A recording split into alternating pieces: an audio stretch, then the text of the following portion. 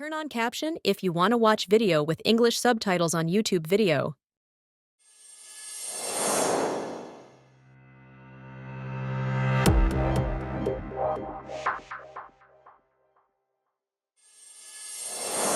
Chào mừng bạn đến với video giới thiệu về công ty cổ phần gốm Việt Thành. Hôm nay, chúng ta sẽ cùng nhau khám phá hành trình phát triển của một trong những thương hiệu gốm sứ tiêu biểu của Việt Nam, nổi bật với sản phẩm gốm chất lượng và sữa chuyên nghiệp, sáng tạo không ngừng nghỉ.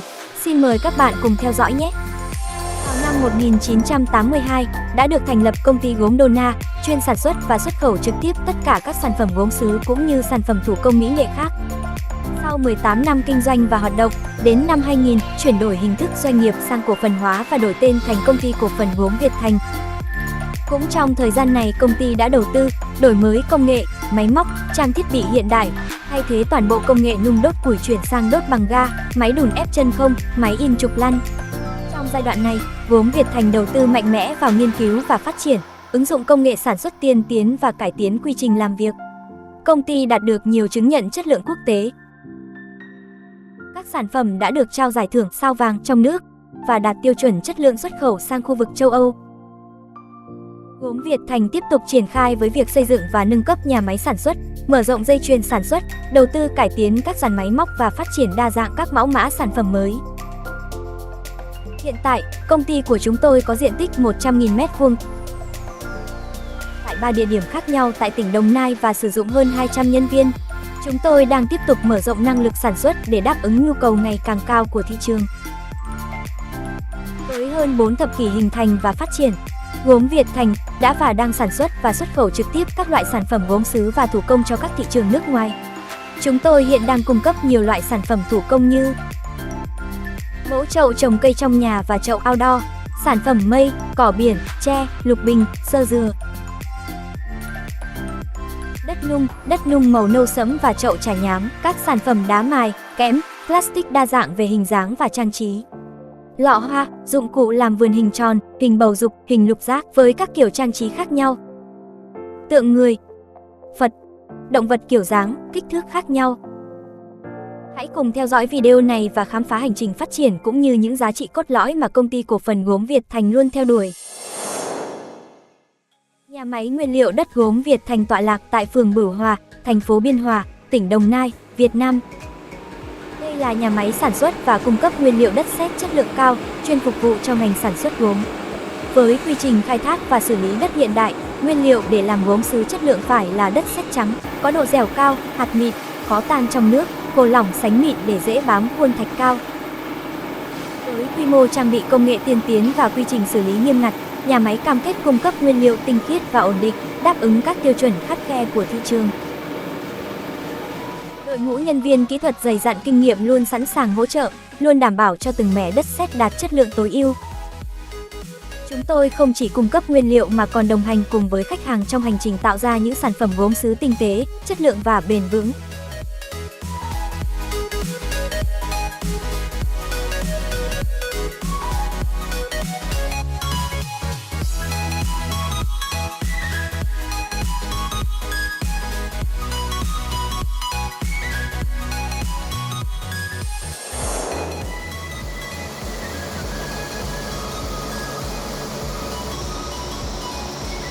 Với cách làm trên khuôn thạch cao, bơm chất lỏng dạng keo hồ hòa chế từ đất theo tỷ lệ nhất định vào các khuôn thạch cao đã được tiện sẵn theo dáng sản phẩm.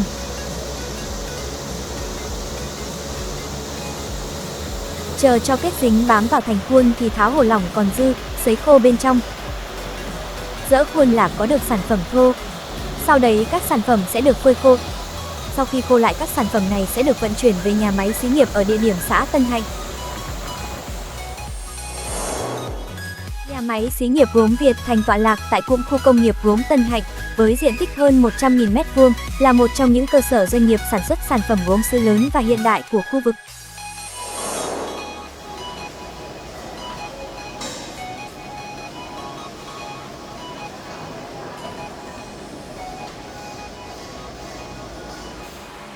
Khâu sản xuất đầu tiên ở nhà máy gốm Việt Thành sẽ là khâu tạo hình xoay.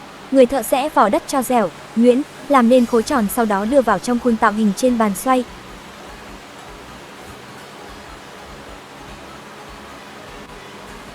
Rồi điều chỉnh các kiểu dáng mong muốn tùy theo hình dáng các loại chậu theo yêu cầu.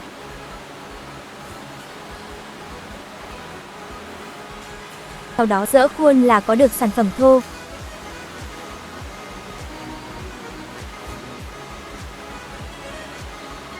Ngoài ra chúng tôi còn có máy xoay có công suất lớn dành cho các loại chậu có kích cỡ lớn.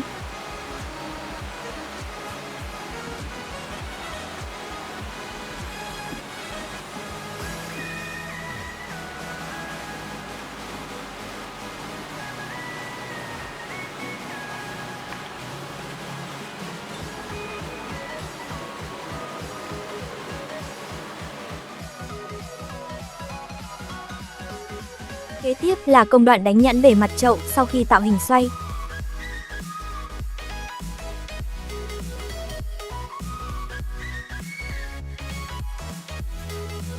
Các sản phẩm sau khi được xoay sẽ được đem đi đánh nhẵn bề mặt để cho bề mặt sản phẩm được hoàn hảo. Và sau đấy sẽ đem đi phơi khô. Phơi sản phẩm sau khi hoàn thiện sẽ đến công đoạn quan trọng nhất. Đó chính là trang trí vẽ tay. Các nghệ nhân sẽ dùng các công cụ để chạm khắc vẽ trực tiếp lên bề mặt sản phẩm. Các sản phẩm sau khi được thiết kế và chạm khắc xong sẽ được mang ra ngoài khu pha men và chấm khắc men. Tại đây các công nhân sẽ phủ lớp men màu đã được pha chế cẩn thận theo công thức riêng xối trực tiếp lên bề mặt sản phẩm. Ngoài ra sẽ còn có thêm công đoạn phun xịt men để đảm bảo tối ưu hiệu suất được hòa chế theo tỷ lệ riêng. Đối với các sản phẩm chậu có độ hoa văn và chi tiết cao thì sẽ được các công nhân chạm khắc men tỉ mỉ, chuẩn chỉnh theo từng giai đoạn. Các công nhân tại nhà máy gốm Việt Thành đa phần là các công nhân có tay nghề cao, đã gắn bó lâu năm cùng với gốm Việt Thành. Có kiến thức sâu rộng về các mảng khối, màu sắc, họa tiết, đảm bảo sự hài hòa trong tính thẩm mỹ của sản phẩm. Tất cả những công đoạn này sẽ giúp thủy tinh hóa bề mặt sản phẩm, tạo nên lớp nền bóng, mọng sau khi nung, giữ độ bền vĩnh cửu với thời gian. Đây là công đoạn quan trọng quyết định sự thành công hay thất bại của một mẻ gốm. Có nhiều loại lò được sử dụng, nhưng phổ biến là lò ga được trang bị quy mô và hiện đại tại nhà máy gốm Việt Thành. Ở công đoạn cuối cùng, sản phẩm sẽ được nung trong lò ga với cơ chế hỏa khí và nhiệt độ điều chỉnh 3 cấp theo bí quyết riêng. Sản phẩm được xếp thành từng tầng trên các tấm kê chịu nhiệt, di chuyển trên dây trượt.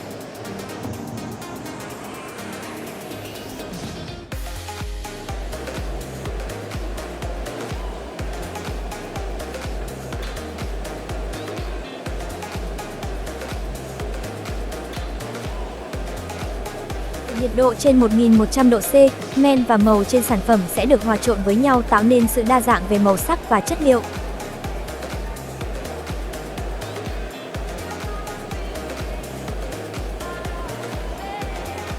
Thời gian nung thường kéo dài khoảng 16 tiếng.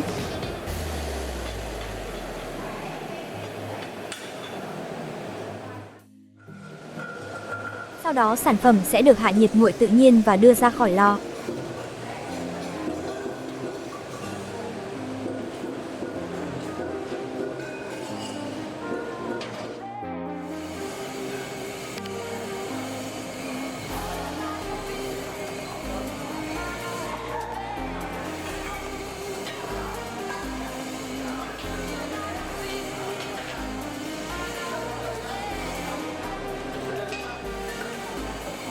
Hiện nay, gốm Việt Thành cũng đã trang bị và đầu tư thêm các lò ga có công suất nung với số lượng lớn sản phẩm gốm để đáp ứng được nhu cầu từ phía khách hàng và đối tác.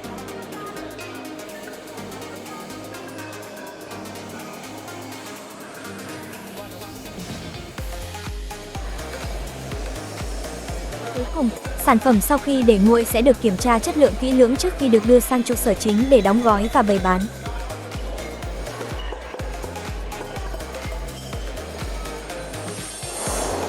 Sản phẩm sau khi đã được sản xuất sẽ được vận chuyển về trụ sở chính của công ty. Phòng showroom và meeting room của công ty cổ phần gốm Việt Thành thiết kế hiện đại, sang trọng nhằm tạo ra không gian trưng bày và trao đổi công việc chuyên nghiệp.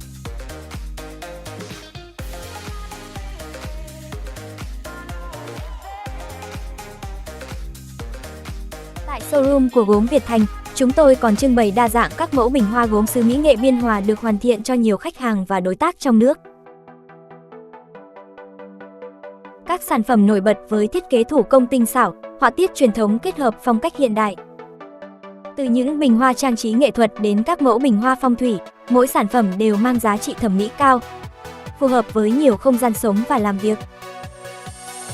Khu vực tư vấn và họp báo được bố trí ngay trong showroom, với đội ngũ nhân viên chuyên nghiệp luôn sẵn sàng giải đáp các thắc mắc, cung cấp thông tin về sản phẩm và hỗ trợ khách hàng trong quá trình chọn lựa. Không gian được thiết kế theo phong cách tối giản nhưng tinh tế, với ánh sáng được bố trí khéo léo nhằm tôn lên vẻ đẹp tự nhiên của từng sản phẩm.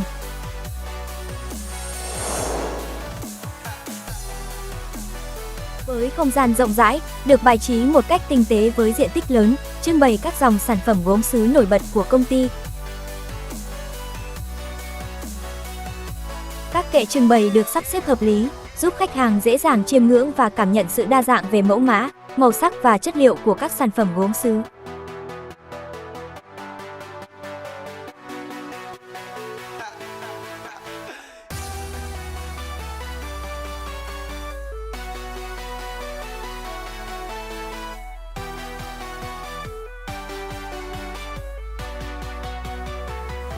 Tất cả đều thể hiện sự chuyên nghiệp, tôn trọng đối tác và khách hàng, đồng thời khẳng định vị thế của gốm Việt Thành trong ngành công nghiệp gốm sứ.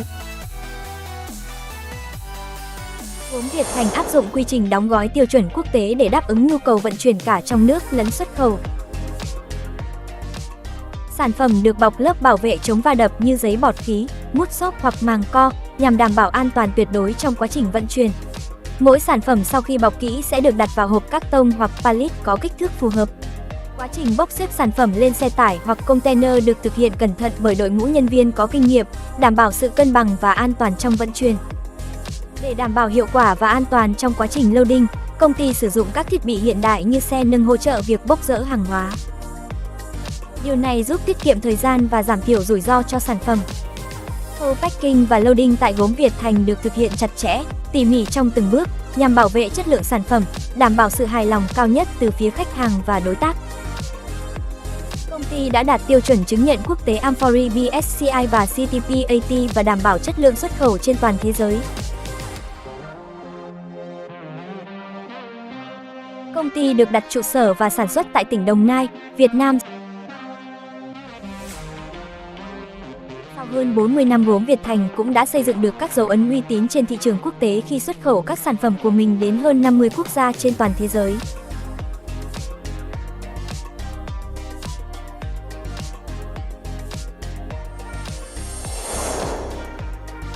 Với hơn 40 năm hình thành và phát triển, đã khẳng định được sự uy tín và thành công trong ngành công nghiệp gốm sứ.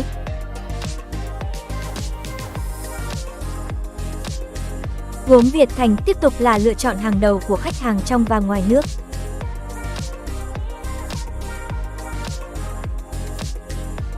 Với phương châm của công ty, chất lượng tốt, giá cả cạnh tranh và giao hàng đúng hẹn, công ty luôn lắng nghe và hỗ trợ tất cả các khách hàng cũng như có được những mối quan tâm giá trị của khách hàng, đối tác và hợp tác lâu dài trong tương lai gần.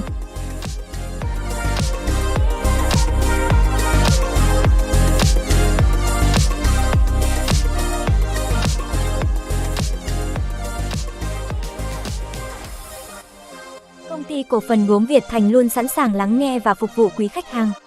Để biết thêm thông tin về sản phẩm và dịch vụ, quý khách vui lòng liên hệ với chúng tôi qua các thông tin liên hệ sau. Chúng tôi cam kết cung cấp sản phẩm chất lượng và dịch vụ tận tâm, luôn đồng hành cùng sự phát triển của quý khách hàng. Xin chân thành cảm ơn quý khách hàng và đối tác.